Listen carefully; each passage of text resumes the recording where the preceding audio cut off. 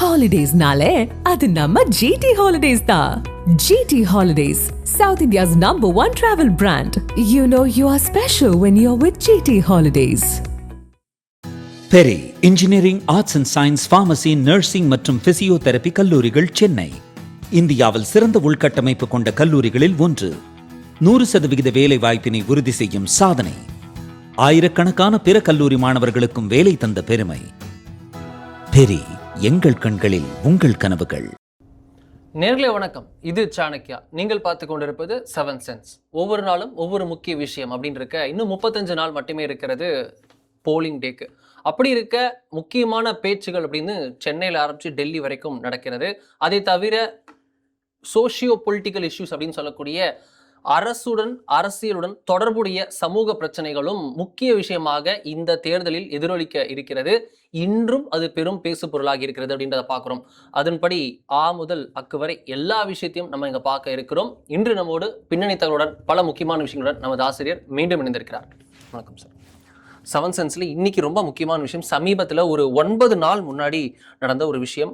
விளாத்திக்குளம், அது தமிழகம் முழுக்க அதிர்ச்சி ஏற்படுத்தியது. விளாத்திக்குளத்தில் 12th ஸ்டாண்டர்ட் எக்ஸாம், பப்ளிக் எக்ஸாமுக்கு இருக்கக்கூடிய ஒரு மாணவி இயற்கை விவாதத்துக்காக வெளியில் போயிட்டு வரும்போது பாலியல் பலாத்காரம் செய்யப்படுகிறார். குற்றவாளி யாருன்னு தெரியல, கொலை நடந்திருக்கிறது. இதில் 9 நாள் கழித்து பார்க்குறோம், இன்னைக்கு இந்த கொடூரன் பிடிபட்டிருக்கிறார். பேர் தர்ம முனீஸ்வரன் அப்படின்னு 30 வயது மதிப்புமிக்க நபர். இதுக்கு முன்பே ஒரு சீரியல் ஹிஸ்டரி ஷீட்டராக இருந்திருக்கிறார் அப்படின்றத பார்க்கிறோம். 2020 60 வயது மூதாட்டியை பாலியல் பலாத்காரம் செய்து கொலை செய்த வழக்கில் ஆயுள் தண்டனைக்கு உட்பட்டவர். அதுவே திரு அண்ணாமலை அவர்கள் கூட கேள்வி எழுப்புகிறார், எப்படி அவர் ஆயுள் தண்டனையில் இருக்கிறவரை இப்போ வெளியில சுத்துறாரு, ஜாமீன் கிடைச்சிருக்குன்னா திமுக அரசு வாதிட்டது என்ன அப்படின்ற கேள்விகள்லாம் நிற்கிறது. அந்த பெண்ணுடைய நெக சதையில இருந்து எடுத்த டிஎன்ஏ மூலம் இவருடைய டிஎன்ஏ கன்ஃபார்ம் ஆயிருக்கு அப்படின்றது வந்திருக்கிறது. அதிர்ச்சி சம்பவம், எப்படி பார்க்கலாம்? நம்ம இவர் தான் குற்றவாளியாங்கிறத நம்ம அடுத்த கட்டத்தில் நம்ம பார்க்கணும். இப்போதைக்கு காவல்துறை பிரேம ஃபசி முதல் தகவல் அறிக்கையை வச்சு, முதல் தகவல்களை வச்சு நம்ம பண்ணியிருக்கிறாங்க. இதுக்கு பிறகு நம்ம நீங்கள் ஏற்கனவே குறிப்பிட்டது போல் ஒரு ஆயுள் தண்டனை பெற்றவர் வெளியே வர முடியுது. ஆயுள் தண்டனை நம்ம ஊரில் பார்க்குறோம், குறைஞ்சபட்சம் 14 ஆண்டுகளாக சிறையில் இருப்பார்னு பார்க்குறோம். அப்படி கூட இல்லாமல் அவர் 6 வருஷம் முன்னாடி நடந்த சம்பவத்துக்கு இப்போ வெளியே சுற்றிட்டு இருக்காருங்கிற பார்க்குறோம். ஸோ ஜெயிலை விட பெயில்லாம் சாதாரணமாக கிடைக்கக்கூடியதாக இருக்குது அப்படின்னு பார்த்து நடமாற பார்க்குறோம். திரு அண்ணாமலை கேள்வி எழுப்பியது போல் ஹிஸ்ட்ரி ஷீட்டர்களை கண்காணிக்க வேண்டாமா நீங்கள்? ஓகே, கோர்ட் பெயில் கொடுத்தா நாங்கள் என்ன செய்ய முடியும்னு சொல்லலாம். ஓகே, ஆனால் இவன் தொடர் கொள்ளைகளை பண்ணவர், இந்த மாதிரி பிரச்சனைக்குரியவர், அப்போ வெளியே நடமாடுறாரு, அவர் மேலே ஒரு கண்ணு வச்சுப்போம் அப்படிங்கிறது வேண்டாமா? இது மாதிரியான ஒரு கொலையில் அவர் உள்ளூர்காரங்க சுற்றிருக்காரு. இவர் தேனிலேருந்து அங்கே போய் பண்ணிட்டு வரல, திருநெல்வேலிருந்து இங்கே போய் பண்ணல, அவங்க லோக்கலில் இருந்து கோயில்பட்டி அந்த ஏரியாவில் பண்ணவர், அது பண்ணி செஞ்சிருக்காரு. தொடர் கொலைகள் அவங்க குற்றச்சாட்டு இருக்கு. அப்போ அவர் மேலே ஒரு கண்ணு வச்சிருக்க வேண்டாமாங்கிற முக்கியமான கேள்வி எழுது. இப்போ முதல் கட்டமாக ஒரு ஆள் கண்டுபிடிச்சிருக்காங்க, உள்ள வச்சிருக்காங்க. நாளைக்கு அவர் வக்கீல் என்ன சொல்றாரு, இவர் வக்கீல் என்ன சொல்றாரு, திரும்ப இந்த அரசாங்கங்கள் என்ன மாதிரியான ஆதாரங்கள் எடுத்து வைக்கிங்கிற பார்க்கணும். நம்ம இனிஷியலாக பிரிலிமினராக ஒரு 15 நாள் உள்ள வச்சிடலாம். அது எந்த குற்றச்சாட்டுனாலும் யார் மேலேயும் தூக்கி வச்சிடலாம். அதற்கு பிறகு கேஸ் தாங்கி நின்று சார்ஜ் ஷீட் வரைக்கும் போய் கன்விக்ஷனில் போகணும். கன்விக்ஷன்லுமே கீழமை கோர்ட்லேருந்து ஹைகோர்ட்லேருந்து சுப்ரீம் கோர்ட் வரைக்கும் போய் நிற்கணும். இவ்வளவு போய் நின்னா தான் கன்விக்ஷனில் இருக்கணும். ஏற்கனவே ஒரு கன்விக்ஷனில் இருந்தவர் வெளியிருக்காரு. ஸோ கன்விக்ஷன் வாங்குறதே பெரும்பாலாக நிற்குது. அப்போ இது எல்லாமே சேர்ந்து தண்டனை உறுதி செய்யப்பட்டது அப்படின்னா தான் அது ஒரு ஆறுதலாக நிற்கும். கைது என்கிறது தற்காலிக ஆறுதல் தான். ஒரு மன அமைதி எப்போ கிடைக்கும் அப்படின்னா நிரந்தர ஆறுதலாக கன்விக்ட் பண்ணப்பட்டார் அப்படின்னா. நம்ம பல கொலை வழக்குகளில் 24 மணி நேரத்துக்கு 36 மணி நேரத்தில் தண்டனை வழங்கப்பட்டலாம். 36 மணி நேரத்துக்கு உள்ள கிளியரா ஓப்பன் அண்ட் ஷட் கேஸ் சொல்லுவாங்க. அந்த மாதிரி கிளியரா முடியுது. இந்த கேஸ் ஏற்கனவே காம்ப்ளிகேட்டடு, கிட்டத்தட்ட ஒரு 6-7 நாள் அவங்களால கண்டுபிடிக்கவே முடியல. இதுக்கப்புறம் ஒரு சிசிடிவி ஃபுட்டேஜ் இந்த மாதிரி டிராவல் பண்ணி அவர் போற ஒரு விஷயத்தை இதே சட்டை இதே ஆள் மாதிரி போற காட்டுக்குள்ள வெளியே போறாங்க வச்சு 2-3 வீடியோ மேட்ச் பண்ணி வச்சுட்டு விவரத்தா இருப்பாருன்னு பாக்குறாங்க. ஒரு ஹிஸ்டரி செட் ஆகிறாங்க, போய் பிடிக்கிறாங்க. பட் நான் ஏதோ பாத்ரூம் போயிருந்தேன்னு சொல்லலாம், என்னமோ கூத்தெல்லாம் பண்ணலாம் அவர். ஸோ அது பிளாக் அண்ட் ஒயிட் அதை ப்ரூவ் பண்ண வேண்டிய கடமை இருக்கு. நமக்கு பார்த்தோம் கரூர் சம்பவத்தில் 24 ஹவர்ஸ்க்குள்ள 41 பாடிக்கான போஸ்ட்மார்ட்டம் பண்ணி அனுப்பப்பட்டது. ஆனா விளாத்திக்குளம் குழந்தையுடைய போஸ்ட்மார்ட்டம் ரிப்போர்ட் கிடைக்கல, இன்னும் பார்க்கலன்னு வரணும் அப்படின்னு சொல்லிட்டு இருந்தாங்க. அதுக்கப்புறம் போயிட்டு நீங்க சொன்ன மாதிரி எங்களுக்கு பேசிக்கான ஆதாரங்கள்லாம் கிடைச்சிருன்னு சொல்லிடுறாங்க. ஸோ இப்போ நடந்திருக்கக்கூடிய இந்த கைது ஒரு தற்காலிக ஆறுதல். நிரந்தர தீர்வு எப்போ கிடைக்கும், நிரந்தர அமைதி எப்போ கிடைக்கும் பார்த்தீங்கன்னா, இவர் கன்விக்ட் பண்ணப்பட்டார், ஆமாம் குற்றம் சாட்டப்பட்டது இவர் தான், தனி நபர் தான், வேற யாரும் கூட்டம் இல்லை, இவர் ஒருத்தர் தான் இருந்தார், இவர் சரக்கு அடிச்சிருந்தார், இந்த மாதிரி பண்ணார் போனார் வந்தாங்கிறது ப்ரூவ் பண்ணப்பட்டு கன்விக்ட் பண்ணப்பட்டால் மட்டும்தான் ஆறுதல் முடியும். அது செய்ய முடியுமாங்கிற கேள்வி அங்கே தான் திரு அண்ணாமலை எழுப்பின கேள்வி வருது. நீதிமன்றங்களை இவர்கள் எப்படி ஃபாலோ பண்ணுறாங்க, குற்றவாளிகளை இவங்க எப்படி வந்து வாட்ச் பண்ணுறாங்க, தொடர் குற்றவாளிகள் இந்த ஹேபிச்சுவல் அஃபெண்டர்ஸ் எப்படி ஃபாலோ பண்ணுறாங்க, கோர்ட்டில் எப்படிப்பட்ட வாதங்களை வைக்கிறாங்க, இது மாதிரி நிறைய கேள்விகள் இருக்குது. ஒவ்வொருமே ஒன்றுமே வேறு வேறு டிபார்ட்மெண்ட், இவங்களுடைய லீகல் டிபார்ட்மெண்ட் தனியாக இருக்குது. நம்ம பார்க்குறோம் பிபிலேருந்து எல்லாருமே பப்ளிக் மேலே வரைக்கும் நிப்பாட்டுவாங்க. அந்த வழக்கறிஞர்கள் எப்படி வந்து கோஆர்டினேட் பண்ணுறாங்க, இங்கே காவல்துறை அதிகாரிகள் எப்படி கோஆர்டினேட் பண்ணுறாங்க, புலனாய்வு அமைப்புகள் எப்படி கோஆர்டினேட் பண்ணுறாங்க, இது அத்தனையுமே சிங்க்ரனைஸ் ஆகி உள்ளே போய் இன்றைக்கி தான் பார்க்கணும். அப்போ தான் அந்த இறந்த அந்த அப்பாவி குழந்தைக்கு நல்ல மார்க் வாங்கின குழந்தைக்கு நல்லா படிக்கிற, சும்மா +2 வந்து போயிட்டு வரல, வீட்டில் பாத்ரூம் கூட இல்லாத ஒரு குழந்தை, வெளியில் போய் தான் பாத்ரூம் போகணுங்கிற மாதிரி ஒரு குழந்தை, அவ்வளோ ஏழ்மை நிலையிலையும் வந்து 95% மேலே மார்க் வாங்குற ஒரு குழந்தை, அந்த மாதிரி ஒரு குழந்தைக்கு இந்த மாதிரி ஒரு நிலைமை அப்படின்னா அது வந்து நாடு எங்கே போய் நிற்குங்கிற கேள்வி வைக்கிறோம். இது வந்து கைது வந்து ஒரு கண் துடைப்பா உண்மையாக நமக்கு தெரியாது. அப்போ கன்விக்ஷன் மட்டும்தான் அது வந்து நிதானம் நியாயம் அப்படின்னு புரியும். அப்போ கன்விக்ஷன் நோக்கி எவ்வளோ சீக்கிரம் கொண்டு போகிறாங்கன்னு பார்க்கணும். இது தேர்தல் நேரம், எல்லாரும் மறந்துடுவாங்க, வேறு வேறு பிரச்சனை வரும்னு சொல்லி கடத்திட்டு போயிட்டு வழக்கம் போல மற்ற கேஸில் போய் போட்டு போறது நியாயம் இல்லை. நம்ம பார்த்தோம் பல வழக்குகளில் உச்சநீதிமன்றம் வரைக்கும் சென்று இதை சிபிஐ விசாரிச்சிடக்கூடாது, நாங்களே விசாரிக்கணும்னு சொல்லி விளையாடுறவங்க, நாங்கள் சூப்பராக விசாரிக்கிறோம்னு காட்டினாங்கன்னு யாருமே சிபிஐ விசாரணை கேட்டு நிற்க மாட்டாங்க. தேர்தலுக்கு 35 நாள் தான் இருக்கு. இந்த வழக்குல ஒரிஜினலான அந்த நீதி அப்படின்றது கிடைக்க டேக்ஸ் டைம், ஆனால் கிடைக்கணுன்றது நம்புறோம். பட் ஆனால் இந்த தேர்தலிலேயே இது போன்ற விஷயங்கள் பலவை வந்து ஒரு பெரும் தாக்கத்தை ஏற்படுத்தும் அப்படின்னு எதிர்க்கட்சிகள் நம்புகிறார்கள். உண்மையான தாக்கம் ஏற்படுத்துமா? பெண்கள் பாதுகாப்புன்றது ஹெட்லைன் ஆகுமா?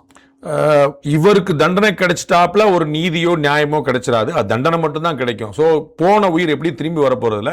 அந்த குழந்தையோடைய அப்பாவி உயிர் வந்து ஃபார் நோ ரீசன் போனது வந்து பெரும் கொடூரம். அதில் வந்து எந்த விதமான ஆறுதலோ எந்த விதமான நியாயமோ நீதியோ கிடைச்சிடாது. தப்பு செஞ்சவன் தண்டனை அனுபவிச்சா அப்படிங்கிற ஒரு மன ஆறுதல் மட்டும்தான் கிடைக்குமே தவிர போன உயிர் போனதாங்கிற நம்ம பார்க்குறோம். பட் இது வந்து ஹெட்லைன்ஸ் ஆகாதுன்னு தான் நான் நினைக்கிறேன். எனக்கு ஏன்னா இன்னைக்கு இருக்கக்கூடிய மீடியாக்கள் நிலைமை, அவருடைய அஜெண்டா, அவருடைய நோக்கம், அவருடைய செயல்பாடு, அவருடைய லீனிங் இதெல்லாம் பார்க்கும்போது ஹெட்லைன்ஸ் ஆகாது. ஹெட்லைன்ஸ் ஆகணுங்கிற அவசியம் இல்லை அடுத்த கட்டமா. ஏன்னா இதெல்லாம் வந்து உங்களுக்கு ஹெட்லைன்ஸை போட்டு திரும்ப திரும்ப நியூஸ் சொன்னா தான் வந்து நிற்போம்னா ஒரு மக்கள் இந்த இடத்துல இருக்காங்கன்னு அப்படி யோசிக்கணும். அப்போ வந்து நமக்கு வந்து லேட்டஸ்டா வந்தா நான் உணர்ச்சி போடுவேன். முன்னாடி வந்து சிம்பிளா பார்க்கணும்ல, காவிரி பிரச்சனை ஓடிக்கிட்டு இருந்துச்சு, இப்போ எங்க போச்சு, எப்படி சரியாச்சு, யாரால சரியாச்சு, இதை யோசிக்கணும்ல. முல்லை பெரியார் பிரச்சனைக்கு நம்ம வந்து மம்முட்டி தூக்கி போயிட்டு இருந்தோமே, இப்போ முல்லை பெரியார் பிரச்சனைங்கிற குரலை எழுதிய என்னாச்சு, எப்படி தீர்வு வந்துச்சு, இதை யோசிக்கணும்ல. அப்படி பல தொடர் பிரச்சனைகளுக்கு ஒரு நிரந்தர தீர்வு எப்படி ஏற்பட்டுச்சு, யார் இது வந்து நமக்கு நினைவுல இருக்கணும். அப்படி இல்லை சார், நீங்க இன்னைக்கு ஹெட்லைன்ஸ் போட்டா நான் பார்ப்பேன் சார், இன்னைக்கு நீங்க வந்து காலில் பார்த்து அப்படியா வந்து எம்ஜிஆர் இறந்துட்டாங்களா நான் போய் ஓட்டு போடுறேன், இன்னும் இந்திரா காந்தி இறந்துட்டாங்களா போய் அப்படி நீங்க வந்து போய் ஓட்டு போட முடியாது. அது வந்து கதைக்காது. ராஜீவ்காந்தி இறந்தா ஒரு மாதிரி ஓட்டு போடுவோம், ராஜீவ்காந்தி இறக்கலன்னா வேற மாதிரி, அப்படி நடக்க போறதே இல்லை. அப்படி எமோஷனல் ட்ரீவனா வந்து நீங்க எலெக்ஷன்ல நீங்க டீல் பண்ண முடியாது. நீங்க வந்து சட்டம் ஒழுங்கு எப்படி இருக்கு, நாடு எப்படி இருக்கு, எதிர்க்கட்சிகள் எப்படி இருக்குன்னா, பிற கட்சிகள் எப்படி இருக்குன்னா, யார் ஆல்டர்னேட்டிவ் வச்சிருக்கான்னு இதை இயல்புல நம்ம சிந்திக்கணும். அதை சொல்ல வேண்டிய கடமை நம்மளை போன்ற ஊடகங்களுக்கு இருக்கு. அவங்க ஹெட்லைன்ஸ் போடுவாங்களா, இவங்க that is not going to happen. அப்ப ஹெட்லைன்ஸ் போடல, அதனால நானும் மறந்துட்டேன், ஆமா அப்பா அப்படின்னு நினைச்சேன். இந்த சம்பவம் மட்டும் தான் உங்களுக்கு விழாத்துக்குள்ள மட்டும் தான் ஞாபகம் இருக்குதா? உங்களுக்கு அண்ணா நகர் ஞாபகம் இல்லையா, அண்ணா பல்கலைக்கழகம் ஞாபகம் இல்லையா, கோயம்புத்தூர் ஞாபகம் இல்லையா, தஞ்சாவூர் ஞாபகம் இல்லையா, கிருஷ்ணகிரி 2.5 வயசு குழந்தை ஞாபகம் இல்லையா, எந்த ஊர்ல வேலூர் ஞாபகம் இல்லையா, எந்த ஊர்ல பாக்கி தமிழ்நாட்டில் 38 மாவட்டத்திலையும் சம்பவம் சொல்ல முடியும், கூட்டுப்பாலியல் வன்கொடுமையில் சொல்ல முடியும், வயது வித்தியாசம் இல்லாமல் சொல்ல முடியும், வடமாநில தொழில் செஞ்சாங்க, உள்ளூர் தொழிலாளர் செஞ்சாங்க, குடிச்சு போட்டு செஞ்சாங்க, போதையில் செஞ்சாங்க. இன்னைக்கு ஒரு மனைவி கைது செய்யப்பட்டிருக்கிறாங்க. என்ன காரணம்? டெய்லி குடிச்சு போட்டு அடிச்சு உதச்சு டார்ச்சர் பண்றான், தாங்காம புருஷங்காரன் தலையில கள்ளத்துக்கு போட்டு கொண்டுட்டான். இப்போ இது கொலை கூட்டத்தில் அந்த அம்மா ஜெயிலுக்கு போயிட்டாங்க. அந்த குடும்பம் என்ன யோசிக்கும், அந்த அம்மா என்ன செய்யணும் எதிர்பார்க்குறாங்க? டெய்லி குடிச்சிட்டு வந்து உதச்சிட்டு இருந்தா என்ன செய்யணும்? நாங்கள் வந்து கோர்ட்டுக்கு போய் டைவர்ஸ் வாங்கிட்டு இருவரும் மனமொத்து பிரியிறோம் சொல்லி வாங்கணுமா? இதெல்லாம் சாமானிய மனிதர்கள் வாழ்க்கையில் சாத்தியமா இருக்குதா? அவன் இந்த வீட்டில் தான் இருக்கிறான், அந்த அம்மா அந்த வீட்டில் இருக்கு. டெய்லி ராத்திரி வந்தா குடிக்கிறான், அடிக்கிறான், உதைக்கிறான். என்ன செய்ய முடியும்? எப்படிப்பட்ட துயரத்தில் கொண்டு போய் நிப்பாட்டும்? அவனுக்கு குடிக்க சொன்னமா, அவனை கம்பல் பண்ணமா? லைப்ரரி எவ்வளவு இருக்கு, சரக்கடை எவ்வளவு இருக்குன்னு சொல்லுங்க. அப்ப எதை நோக்கி 10 மணிக்கு மேல கிடைக்கலன்னு சொல்லுங்க. அவர் எங்க அண்ணன் துரைமுருகன் சொன்ன போல டாஸ்மாக் சரக்குல வந்து கிக்கே எடுக்கல இல்லப்பா, அதனால கள்ளச்சாரத்துக்கு போயிடுறான், அங்க கிக்கு இல்ல. இப்படி கவலைப்படக்கூடிய இடத்தை வச்சு நம்ம என்ன செய்யறது? அப்ப நீங்க எங்க போய் நிக்கணுங்கிற கேள்வி இல்லை. அப்ப அந்த அம்மா என்ன நொந்து போய் சொந்த புருஷனை வந்து கள்ள தூக்கி கொண்டுச்சு. இந்த அம்மா எனக்கு ஜெயில் போயிடுச்சு. அப்ப சுத்தி இதே மாதிரி சம்பவம் இருந்தா அது என்ன? அது வந்து நீங்க அதுக்கு ஹெட்லைன்ஸ் போடணும், மக்கள் சொல்லணும், அதை நம்ம எதிர்பார்க்கல அர்த்தமே இல்லை.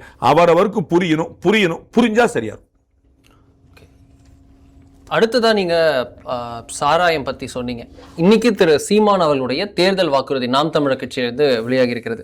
அதுல ரொம்ப முக்கியமான விஷயங்கள் பார்த்தோம் அப்படின்னா, மாநிலத்தில் மத்தியில் அந்த சுயாட்சி தன்னாட்சி விவகாரத்துல அதிகாரம் வந்து அந்த எல்லாமே வந்து ஏற்றுதல் வந்து மாநில அரசுகளுக்கு அதிகமா இருக்கிறபடி சட்டம் ஏற்றுவோம் சொல்லியிருக்காரு. ராஜ்யசபா உறுப்பினர் வந்து ஒன்னா பாத்துருவோம். இது கூட கிளப்பா இருந்து பார்த்தோம்னா ராஜ்யசபா உறுப்பினர் வந்து அமைச்சராக கூடாது, குடியரசுத் தலைவரை மக்களே தேர்ந்தெடுக்க வேண்டும் போன்ற மூணுமே தனித்தனி விஷயம் தான். நான் வந்து இப்போ ஒண்ணு மாநில அரசுக்கே எல்லா அதிகாரமும் அப்படின்னா இதுக்கு நீ கான்ஸ்டிடியூஷன் அமெண்ட்மெண்ட் கொண்டு வரணும். அதான் சொல்றாரு. கான்ஸ்டிடியூஷன் அமெண்ட்மெண்ட் கொண்டு வர முடியாது. நீ தமிழ்நாட்டில் இருக்கக்கூடிய ஒரு கட்சியால இன்னைக்கு இல்லை இன்னும் 50 ஆண்டுகள் கழித்து கொண்டு வர முடியாது. அதற்கு பார்லிமெண்ட்ல தான் அமெண்ட்மெண்ட் கொண்டு முடியும். பார்லிமெண்ட்ல 543 சீட்ல உங்களுக்கு 2/3 மெஜாரிட்டி இருக்கணும். எந்த ஒரு தனிப்பெரும் கட்சிக்காவது இருந்தா தான் சாத்தியம், கூட்டணி கட்சி இருந்தா சாத்தியம் இல்லை. ஏன்னா அந்த மாநிலத்தில் இப்ப நீங்க வந்து பிஜேபியோ காங்கிரஸோ மத்தியில் ஆட்சியில் இருக்கணுங்கிற அவசியம் இல்லை. மாநிலத்தில் ஆட்சியில் இருப்பாங்க, அவங்க சம்மதிக்கணும். காங்கிரஸ் தலைமை இப்ப கர்நாடகாவில் காங்கிரஸ் கவர்மெண்ட் இருக்கு. மாநில சுயாட்சி வந்து ரொம்ப நல்ல விஷயம் தான், நம்ம வந்து சூப்பர். சித்தராமையா விரும்புவார், ராகுல் காந்தி அலோவ் பண்ண மாட்டார்ல. ராகுல் காந்தி அலோவ் பண்ணா சித்தராமையாக்கு பதிலாக டிகே சிவகுமார் கொண்டு வந்துருவாங்கல்ல. அப்ப காங்கிரஸ் கட்சி மாநிலத்தை ஆளுது, மாநில சுயாட்சி அவங்க விரும்புவாங்க. அப்போ செய்வார்லங்கிறது கிடையாது. மத்தியில் இருக்கக்கூடிய காங்கிரஸ் கட்சி என்ன முடிவு எடுக்குது அதான் மாநிலத்தில் காங்கிரஸ் கட்சி நாளை கழிச்சு கல்ல தூக்கி விட்டுருவாங்க. அதே தான் பாஜக. குஜராத்தில் இருக்கக்கூடிய பாஜக முதல்வர் விரும்புவாரா இருக்கும், ஆமா நமக்கு ஒரு தன்னாட்சி கிடைச்சா நல்லதானே, மோடி அலோவ் பண்ணும்ல. அப்ப நீங்க பார்லிமெண்ட்ல நிறைவேற்றப்படக்கூடிய சட்டத்துக்கு நான் வந்து போஸ்ட் கார்டு விலையை குறைப்பேன்னு சொல்ற மாதிரி, பஸ் போஸ்ட் கார்டுக்கு உங்களுக்கு சம்பந்தம் இல்லைன்னு சொல்லணும். இவ்வளவுதான். போஸ்ட் கார்டு விலையை குறைக்கணும், மத்திய அரசு குறைக்கணும். இல்லைன்னா நீங்க ஆல் இந்தியா பார்ட்டியா இருக்கும். காங்கிரஸ் கட்சி கொடுத்தா இதுல லாஜிக் இருக்கு, பிஜேபி சொன்னா லாஜிக் இருக்கு, கம்யூனிஸ்ட் சொன்னா கேட்டுக்கலாம், அது நடக்க போறதுல கேட்டுக்கலாம். நீங்க மாநில கட்சி உட்கார்ந்துருக்கீங்க, நீங்க எப்படி வந்து நீங்க அமெண்ட்மெண்ட் பார்லிமெண்ட்ல அமெண்ட்மெண்ட் கொண்டு வராம நீங்க மாநில சுயாட்சி ஏதாவது சட்டம் இயற்றும் எல்லா அதிகாரம், சட்டம் இயற்றுறது 3 வகையான அதிகாரம். மாநில அரசுக்கு அதிகாரம் இருக்கு. சட்டம் ஒழுங்கு மாநில அரசு தானே, நிலம் மாநில அரசு தானே, விவசாயம் மாநில அரசு தானே, கூட்டுறவு மாநில அரசு தானே, வேற என்ன வேணும் உங்களுக்கு? பூமிக்குள்ள இருக்கிற பூரா உங்கள் தானே. மீத்தன் ஈத்தன் எடுக்கக்கூடாதுன்னு யார் முடிவெடுத்தது? மத்திய அரசா? எடுக்கலாம்னு கேட்டுச்சு, மாட்டேன்னு சொன்னமா இல்லையா? யார்கிட்ட அதிகாரம் இருக்குது? இப்போ நில உடைமை நம்மகிட்ட இருக்குது, போலீஸ் நம்மகிட்ட இருக்குது, வேற என்ன எதிர்பார்க்குறீங்க? வெளியுறவுத்துறையா, என்ன ரயில்வே துறையா? அப்ப நம்மகிட்ட என்னென்ன தேவையோ ஆல்ரெடி கொடுக்கப்பட்டிருக்கு. இது போக பொதுப்பட்டியல் இருக்கு, கண்கரண்ட் இருக்குது, எஜுகேஷன் மாதிரி ரெண்டுமே நம்ம முடிவெடுக்கலாம். இது போக வெளியுறவுத்துறை இருக்குது, நம்ம உயர்கல்வி மாதிரி, ஆராய்ச்சி கல்வி மாதிரி, வெளியுறவுத்துறை மாதிரி, ரயில்வே மாதிரி மற்ற விஷயங்கள் இருக்கு. இதுல என்ன குழப்பம் இருக்கு? இது யார் இயற்றின அரசமைப்பு? அம்பேத்கர் இயற்றினார் சொல்றோம். அம்பேத்கர் சொல்றது சரியில்லைன்னு சொல்றாரா? அம்பேத்கருக்கு தொலைநோக்கு பார்வை இல்லை நான் சீமான் சொல்லட்டும். ரைட். 2 ராஜ்யசபா. ராஜ்யசபாவில் இருக்கக்கூடியவங்க அமைச்சர் பதவி வரக்கூடாது. அப்ப என்ன இளையராஜாக்கு ராஜ்யசபா கொடுத்த போது நீங்க என்ன உங்க கருத்து என்ன? இளையராஜா ராஜ்யசபா கொடுக்கூடாதுங்கிற உங்க கருத்தா? இளையராஜா எப்படி எலெக்ஷன்ல ஜெயிப்பார்? எந்த ஊர்ல போட்டிட்டு இளையராஜா ஜெயிப்பார்? இளையராஜா தேர்தலில் தோத்தாருங்கிறது உங்களுக்கு ஏற்புடையதா இருக்குமா? அப்ப இளையராஜா போல, லதா மங்கேஷ்கர் போல, பிடி உஷா போல பெருமக்கள் ஒரு துறையில பெருசா சாதிச்சவங்க இந்த வாக்கு அரசியல்ல நின்று மாட்டிக்க முடியாது. ஆனா அவர்களுடைய ஞானமும் அறிவும் அனுபவம் நாட்டுக்கு தேவை. அதுக்காகத்தானே இந்த அப்பர் ஹவுஸ் வச்சிருக்கோம். அதுதானே மேலவை, மக்களால் தேர்ந்தெடுக்கப்பட்ட விஷயம் நம்ம லோயர் ஹவுஸ் வச்சிருக்கோம். ஏன் மேல அவங்க வந்து இந்த இடத்துல வந்து நின்று போராட முடியாது. ஆனா அவருடைய ஞானம் நமக்கு தேவை. அப்ப எப்படி வைக்கிறது? அப்ப இளையராஜா அமைச்சராக இருந்தா என்ன ஆயிடுவாரு? இளையராஜா அமைச்சராக கூடாதுன்னு சொல்லுவார். அண்ணன் பச்சை தமிழர், மரத்தமிழர், எங்களுடைய அண்ணன் இசை ஞானி கடவுள்னு சொல்றாருல, இளையராஜா அமைச்சராக கூடாதுன்னு சொல்லுவாரா? அப்ப இளையராஜா வந்து ராஜ்யசபால எப்படி போக முடியும்? மன்மோகன் சிங்கோட ஞானத்தை குறைச்சு மதிப்பிட முடியுமா? நிர்மலா சீதாராமனுடைய உழைப்பை குறைச்சு மதிப்பிட முடியுமா? எப்படி அதை கொண்டு வருவீங்க? என்ன கணக்கு? அது வந்து கேட்கறதுக்கு ரொம்ப நல்லா இருக்கும். எம்ஜிஆர் அவர்கள் வந்து மேல வச்சிருந்தாரு தமிழ்நாட்டில், அவர் தானே கலைச்சாரு. அது வரைக்கும் இருந்துச்சுல, பல மாநிலங்கள்ல இருக்குல்ல, எதுக்கு இருக்கு? சரி, எகைன் அதை கொண்டு வந்தது யாரு? அம்பேத்கர் தானே. ரைட். 3வது என்ன? ஜனாதிபதியை மக்களே தேர்ந்தெடுக்கணும். சர்வாதிகாரம் வந்துடாதா? அவரே சொல்ல அன்பான சர்வாதிகாரம் கொண்டு வருவோம்னு வாக்குறுதி. யாரு சர்வாதிகாரம்னா அப்புறம் அன்பு எப்படி இருக்கும்? நகை முரண். அது கேட்கறதுக்கு ஈஸியா இருக்கும். லீ குவான் யூ போல நாங்க வந்து சர்வாதிகாரம், சர்வாதிகாரம் அன்பு எப்படி இருக்கும்? அன்பு இருக்கிறது சர்வாதிகாரம் இது எப்படி இருக்கும்? கேட்கறதுக்கு நல்லா இருக்கும் சார். பாசக்காரன் கொலை பண்ணிடுவான், பாசக்காரன் கொல்லாம விட மாட்டேன். கேட்கறேன், பாசக்காரன் எப்படிங்க கொல்லுவான்? கொன்னா எப்படிங்க பாசக்காரன்? டயலாக் நல்லா இருக்கும். பாசக்காரன் கொல்லாம விட மாட்டான், பாசக்காரன் எப்படி கொல்லுவான்? கொன்னா எப்படி பாசக்காரன்? அன்பான சர்வாதிகாரம். இது முதல்ல ஏன் தான் சொன்னார், தந்தி டிவிலாம் இருக்கும்போது, நான் சின்ன பிள்ளையா இருக்கும்போது சொன்னார். நம்ம கேட்கறதுக்கு நல்லா இருக்கும். இன்னும் அது லீ குவான் யூ உதாரணம் வேற சொன்னார். சர்வாதிகாரம் எப்படி அன்பா இருக்க முடியும்? இவர் வந்து மக்களால் தேர்ந்தெடுக்கப்பட்டு ஜனாதிபதியா இருக்காரு. டொனால்ட் ட்ரம்ப் நேரடியாக மக்களால் தேர்ந்தெடுக்கப்பட்டார். ஓகேவா? டொனால்ட் ட்ரம்ப் தேர்ந்தெடுக்கப்பட்டது நாங்கள் நேரடியா. அவங்க வந்து எந்த மாகாணங்கள் பெரும்பான்மை இருக்கலாம், இல்லாம இருக்கலாம், பார்லிமெண்ட்ல பெரும்பான்மை இருக்கலாம், இல்லாம இருக்கலாம். நேரடியாக மக்களால் எலெக்ட் பண்ணப்பட்டார். ஓகேவா இருக்கு? அப்ப மக்களால் தேர்ந்தெடுக்கப்பட்டவர்களா, எம்பிக்களால் தேர்ந்தெடுக்கப்பட்டவர்களாங்கிறது இல்ல, நல்லவங்களா கேட்டவங்க. இங்கேதான் பாய்க்கு. நாம இந்த மாதிரி மக்களால் தேர்ந்தெடுக்கப்பட்ட ஜனாதிபதி இல்லையே மக்கள் ஜனாதிபதி பார்த்துருக்கிறோம். அப்துல் கலாம் போய் தேர்தலில் நிற்பாரா? ஒரு கட்சி நாமினேட் பண்ணதை அப்துல் கலாம் வந்து விட்டுற முடியுமா? நம்ம அவருடைய திறமையில, நேர்மையில, உழைப்புல, அறிவுல எதுல கம்மி சொல்லிடுவார் இவர்? தமிழர் இல்லையா? எப்படி அவர் வந்திருப்பாரு? அப்துல் கலாம் எலெக்ஷன் நின்றுப்பாரா? பீகார்ல ஓட்டு வாங்குவாரா? மக்களால் தேர்ந்தெடுக்கணும், பீகார்காரங்க ஓட்டு போனா நீங்க மக்களால் தேர்ந்தெடுப்பு ஜனாதிபதி சொல்லிட்டாருன்னு ஹிந்தி ஜெயிச்சிடாதா? சிபி ராதாகிருஷ்ணன் எப்படி துணை ஜனாதிபதி ஆக முடியும்? நாளைக்கு எப்படி ஒரு ஜனாதிபதி ஆக முடியும்? அப்துல் கலாம் எப்படி ஜனாதிபதி ஆக முடியும்? விவி கிரி எப்படி ஜனாதிபதி ஆக முடியும்? நீங்க ஹிந்தி பேசுற மாநிலங்கள் டாமினண்டா இருக்கா இல்லையா? ஹிந்திக்காரனுக்கு ஓட்டு போடுமா போயிட்டாங்கன்னு என்னைக்கு நம்ம அது ஜனாதிபதி ஆகிறது? தமிழ்நாட்டில இருந்து, ஆந்திரால இருந்து, கேரளால இருந்து, கேரளா இவ்வளவு பேர் இருக்காங்க, எப்படி வர முடியும்? அதுல ஏதாவது கணக்கு இருக்கா? நம்ம கேட்கறதுக்கு எல்லாமே ஃபேசினேட்டிங்கா இருக்கு. சூப்பருங்க அப்படின்னு இருக்கு. நடைமுறை சாத்தியமா? சாத்தியமான என்ன ஆயிரும்? பெரும்பான்மை தான் ஜனநாயகம். அண்ணன் பெரும்பான்மையெல்லாம் ஒத்துக்கூடாரா? பெரும்பான்மையெல்லாம் கிடையாது, நான் சொல்றதா ஒத்துக்கூடாரா? பெரும்பான்மை தான் வேணும் பாரு. அப்ப பெரும்பான்மை வந்து ஒரு குறிப்பிட்ட மொழிட்ட இருக்கு. அப்ப நம்ம விட்டுக்க முடியுமா? அண்ணன் ஒத்துக்கூடா? நம்ம என்னைக்கு நம்ம ஜனாதிபதி ஆக முடியும்? மக்களால் தேர்ந்தெடுக்கப்படும் ஜனாதிபதி எப்படி முடியும்? தமிழ்நாட்டில இருந்து ஒருத்தர் ஜனாதிபதி தேர்ந்தெடுக்கப்பட்ட முடியுமா ஒரு கட்டத்திலாவது? அப்துல் கலாம் தான் நான் சொல்ல வரேன். அவர் வந்து இஸ்ரோல இருந்தாரு, டிஆர்டிஓல இருந்தாரு, மத்திய அரசு பணியில் அவ்வளவு இருந்தார். அவரே எதிர்பார்க்க தெரியுமா? அப்படி யாராவது நாமினேட், வாஜ்பாய் இருந்தாரு, நாமினேட் பண்ணாரு. பிஜேபி நாமினேட் பண்ணதான்னு பிஜேபி காரங்க பூரா ஓட்டு போட்டாங்க. அப்படித்தானே ஒரு தமிழருக்கு வாய்ப்பு கிடைச்சது. சந்தர்ப்பமும் சூழ்நிலையும் இருந்துமே பிரதமருக்கே தமிழகத்திலிருந்து ஒருத்தர் தமிழ்நாட்டிலே எதிர்ப்பு தெரிவிச்சாங்க. அதுதான் சொல்ல வரேன். நம்ம திரௌபதி முர்மு ஆக முடியுமா ஜனாதிபதியா? நாம நாராயணன் ஆக முடியுமா? எப்படிப்பட்ட ஆட்களை இவங்க கொண்டு வந்து வச்சு நிப்பாட்டிருக்காங்க. பட்டியலத்திலிருந்து கீழே இருந்து மேல ஒருத்தர் நின்று முடியுமா? பிஜேபிக்கு வாய்ப்பு கிடைச்ச 3 சந்தர்ப்பங்கள் யாரும் கொண்டு வந்திருக்காங்கன்னு பாருங்க. பட்டியலத்தை சேர்ந்த ஒருத்தர், பழங்குடியினத்தை சேர்ந்த ஒரு பெண்மணி அண்ட் இஸ்லாமிய சமுதாயத்தை சேர்ந்த ஒருத்தர். பிஜேபியோட நாமினேஷன் எப்படி சாத்தியமாகும்? பிஜேபிங்கிற ஒரு ஆல் இந்தியா பார்ட்டி இருக்கு, போய் அவருடைய ஸ்ட்ரென்த்தை பயன்படுத்தி செய்யறாங்க. அண்ணனுக்கு வந்து ஒரு எம்எல்ஏ கூட கிடையாது. எப்படி அவர் வந்து அதிபருக்கு கொண்டு வருவாரு? அண்ணன் முதலமைச்சராக இருக்க 118 எம்எல்ஏ தேவை. அப்ப ஒருத்தர் ஜனாதிபதி ஆக்கிறதுக்கு, ஒருத்தர் பிரதமர் ஆக்கிறதுக்கு எத்தனை எம்பி தேவை? எங்க எடுப்பார் அண்ணன்? பிராக்டிகலா யோசிக்கணும். தமிழே வழக்காடு மொழியாக இருக்கும் நீதிமன்றங்கள்ல அப்படின்னு சொல்றாரு. தமிழ்நாட்டிற்குள் இயக்கப்படக்கூடிய ரயில்களை இது மேனேஜ் செய்வதற்கு தமிழக அரசை மேனேஜ் செய்யும், அதற்கான சட்டம் இயற்றப்படும். அப்படி ஏற்ற முடியாது. ஏன்னா ரயில்வேங்கிறது வந்து பொதுப்பட்டியல் கிடையாது, சென்ட்ரல் பட்டியல். வழக்காடு மொழியை பொறுத்தளவுக்கு கீழமை நீதிமன்றங்கள்ல தமிழ் தான் இருக்குது, அதுல ஒன்றும் குழப்பமே இல்லை. உயர்நீதிமன்ற மதுரை கிளையில கூட பல சந்தர்ப்பங்கள் தமிழை வாதாடுறாங்க. 2 நீதிபதிகள் கொண்ட அமர்வுல ஏதாவது ஒரு நீதி தமிழ் இருந்தால் கூட பரவாயில்ல, தமிழ்ல வாதாடுங்கன்னு சொல்றாங்க. அப்படிதான் வராங்க. நம்ம வந்து அதனால இது பிராக்டிகலி சாத்தியமில்லாத விஷயம். நமக்கு வந்து ஹிந்திலேயோ மற்ற மாநில மொழிகளிலேயோ கீழமை நீதிமன்றங்கள் வாதாட வழக்கம் இருக்கே தவிர சுப்ரீம் கோர்ட்லையும் ஹைகோர்ட்லையும் நமக்கு வந்து ஆங்கிலம் தான் பயன்படுத்தப்படுது. கொஞ்சம் கொஞ்சமா இந்திய மொழிகளுக்கான கொண்டு வர முயற்சி பண்ணலாம். அதை வந்து கம்பல் பண்ணி கொண்டு வர முடியாது. நம்முடைய எஜுகேஷன் மூலமா கொண்டு வரதான். இந்த நீதிபதிகள் பணியிடம்ங்கிறது அகில இந்திய அளவில் இருக்கும், கோட்டாக இருக்குது. அப்போ வந்து வடகிழக்கு மாநிலத்திலிருந்து, ஆந்திராவிலிருந்து, தெலுங்கானாவிலிருந்து, கர்நாடகாவிலிருந்து எங்கெங்கெல்லாம் வருவாங்க. அப்போ வந்து அதற்கு ஒரு காமனா ஒரு லாங்குவேஜ் தேவைப்படுது. அதனால தான் அதிகமாக இங்கிலீஷ் பயன்படுத்தப்படுது. பிராக்டிகலா அது சாத்தியம்னு நினைக்கிறேன். தமிழ் வந்து கீழமை நீதிமன்றத்தில் இருக்குது. ரயில்வே வந்து நான் ஏற்கனவே சொன்னேன், கோட்டை வாரியா இருக்குது. நம்ம வந்து இங்கேருந்து போகும்போது ஒரு ட்ரெயின் வந்து தமிழ்நாட்டிலேருந்து காசிக்கு போகணும். என்ன செய்வார்? நம்ம இன்னைக்கு ட்ரெயினில் தமிழில் இருக்கு, இங்கிலீஷில் இருக்கு, ஹிந்தியில் இருக்கு. தமிழ்நாட்டுக்குள்ள இருக்க ட்ரெயினை நான் மட்டும் தான், அது வந்து பெரம்பூர் தாண்டி ட்ரெயினை நிப்பாட்டிடுவாரா? இல்லாட்டி பெரம்பூர் தாண்டி இது ட்ரெயின் உள்ள வரக்கூடாதுன்னு சொல்லுவாரா? என்ன பண்ணுவார்? அதுக்கு ஒரு கேள்வி வேணும்ல. தமிழ்நாட்டுக்குள்ள ட்ரெயினை நாங்களே பார்த்துக்கிறோம். நீங்க ட்ரெயின் பார்த்துருக்கல, இங்கே சேலத்தில் கோட்டம் இருக்குது, சென்னையில் கோட்டம் இருக்குது, பாலக்காட்டில் கோட்டம் இல்லை, தமிழ்நாட்டில் தான் ட்ரெயின் வந்துட்டு இருக்கு. இது வரைக்கும் எந்த அரசும் செய்யாத விஷயங்களை ரயில்வே துறையில் தமிழ்நாட்டுக்காக பிஜேபி அரசு செஞ்சிருக்கு. கண்கூடா பார்த்துருக்கோம். இப்போ பாரத பிரதமர் பெரிய பட்டியல் போட்டார். 35,000 கோடிக்கான திட்டம் போயிட்டு இருக்கு. திரு எடப்பாடி பழனிசாமி சொன்னார் 65,000 கோடி சிங்கிள் இதுல சென்னை மெட்ரோக்காக கொடுத்தாங்க. சிங்கிள் இந்தியாவில் ஒரு ஸ்கீமுக்கு ஒரு மாநில அரசு கொடுத்தது கிடையாது.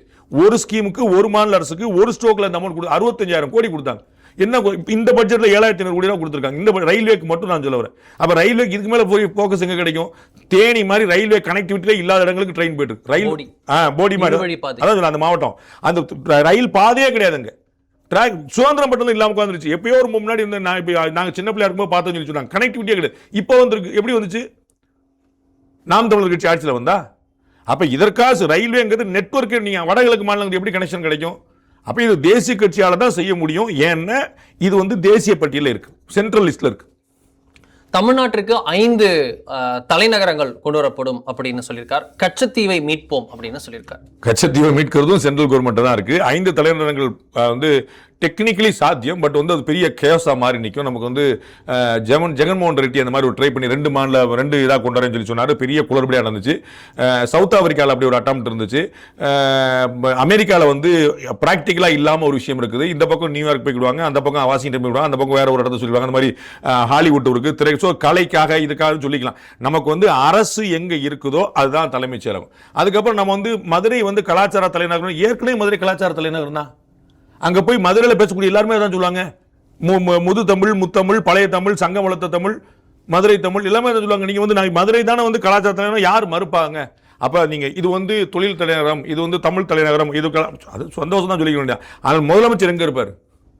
5 ஊர்ல இருப்பாரா? 2 நாள் இங்கே, 2 நாள் இங்கே, 2 நாள் 10 நாள் ஆயிரும். அப்போ 1 நாள் இருப்பாரா? அப்போ முதலமைச்சர் எங்க இருக்கிறார் அங்கே தானே வரும். முதலமைச்சர் எங்க இருக்காரோ அங்கே தான் தலைமைச் செயலர் இருப்பார். தலைமைச் செயலர் இங்கே இருப்பாரு, தலைமை நீதிபதி அங்கே இருப்பாரு, முதலமைச்சர் இங்கே இருப்பார். சாத்தியமா? அப்ப நமக்கு வந்து 5 முதலமைச்சர், கலாச்சார முதலமைச்சர், தலைநகரம் இருக்குல்ல, அப்போ தொழில் முதலமைச்சர், அப்போ வந்து முதலமைச்சர். உங்களுக்கு புரியுங்களா? 5 தலைநகரம், 5 தலைமைச் செயலர், 5 முதலமைச்சர். அது சாத்தியமா? இது எல்லாமே நம்ம நீங்க யோசிச்சு பார்த்தீங்கன்னா அண்ணன் சொல்ல எல்லாமே பயங்கர சூப்பரா இருக்கும் அப்படின்னு கேட்டா வந்து ரொம்ப சூப்பரா இருக்கும். கம்யூனிசம் மாதிரி. கம்யூனிசம் யோசிச்சாலே அப்படிதான் இருக்கும். அது நல்லா தான் இருக்குன்னு கேட்டா மட்டும் இல்லை, யோசிச்சாலே அப்படிதான் இருக்கும். அண்ணன் மேட்டர் யோசிச்சிட்டீங்கன்னா உங்களுக்கு வந்து வேற மாதிரி இருக்கும். என்ன அண்ணன் சொன்னார் அப்படின்னு சொல்லி கன்ஃபியூஸ் ஆகிவிட்டோம். ஸோ ப்ராக்டிகலி அது சாத்தியம் பண்ண பாருங்க. ஆடு மாடு மேய்க்கிறத அரசு ஊழியராக்கும், அது சரி. டாஸ்மாக் ஊழியர்களை அரசு ஊழியராக்கும், அது சரி. அதெல்லாம் சாத்தியம். நான் உங்களுக்கு புரியல. நீங்க சொன்ன விஷயங்கள் நீங்க தான் பட்டியல் போட்டீங்க, நான் போல. நீங்க சொன்ன விஷயங்கள் சாத்தியம் இல்லை, அல்லது ஆல்ரெடி எக்ஸிஸ்டிங், அல்லது ப்ராக்டிகலி நாட் பாசிபிள்.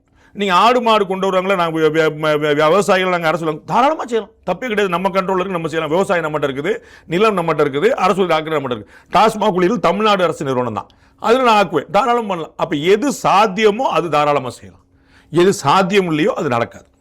டாஸ்மாக்னு சொன்னீங்க, இப்போ டாஸ்மாக் ஒரு வாக்குறுதி கொடுத்திருக்கிறார், படிப்படியாக ஓராண்டிற்குள் மதுக்கடைகள் மூடப்படும்.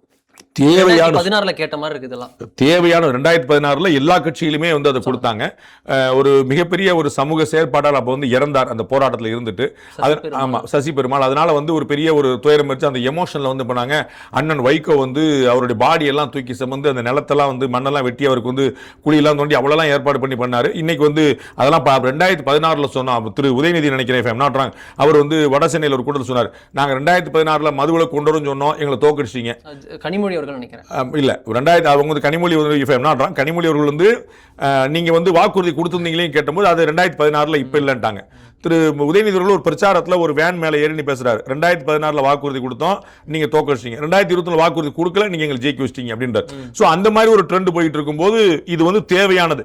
இது முழுமையான மதுவிலக்கு சாத்தியப்படாவிட்டாலும் ஒருவேளை பிராக்டிகலா ஒரு வரையறுக்கப்பட்ட மதுவிலக்கு அது வேணும். குழந்தைகள் கொடுக்க மாட்டோம், பில்லு இல்லாமல் கொடுக்க மாட்டோம், பெண்களுக்கு கிடையாது, குறிப்பிட்ட நேரம் தான் கிடைக்கும், கள்ளச்சாரை அனுமதிக்க மாட்டோம், இந்த நேரத்தில் கொடுக்க முடியும், இங்கேயே குடிச்சிடணும், இல்லாட்டி வெளியே போய் குடிக்கணும், இல்லாட்டி வழியில் குடிக்கக்கூடாது, குடிச்சிட்டு ஓடக்கூடாதுன்னு இந்த மாதிரி எவ்வளோக்குள்ள நெருக்கடி கொடுத்து அந்த மாதிரி வந்து ஸ்ட்ரீம்லைன் பண்ண முடியுமோ அட்லீஸ்ட் அதையாவது பண்ணணும்னு நினைக்கிறேன்.